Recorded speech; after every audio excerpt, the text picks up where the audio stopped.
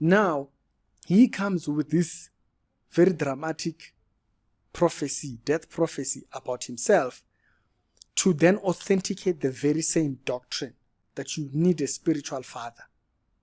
But it says nothing about you changing the deed that was wrong. I don't know, maybe I didn't spot that. You guys, because I know that I saw in the previous video there were people that were even commenting, Ricky, have you seen this story? I saw it actually early this morning. I had not seen it all along. I only saw it early this morning, and I was like, there's a certain way the church identifies. There is a certain way a prophet identifies. There's a certain way you can identify repentance to God. You know, like when a person is being repentant to God, you can identify. There's a certain way we identify doctrine. There's a certain way we identify relationship with God. But you don't hear it here. You don't hear it here.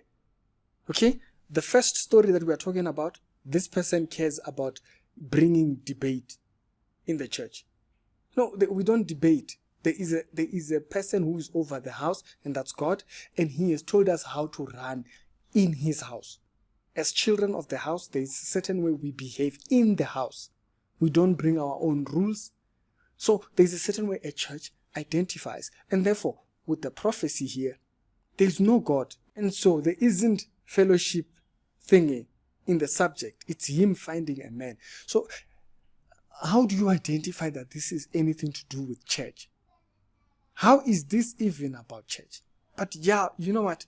With woman, them will forever be perplexed because they always have stories that sound... Or is it just me? It's Ricky's Reality Show. We do daily Christian commentary videos.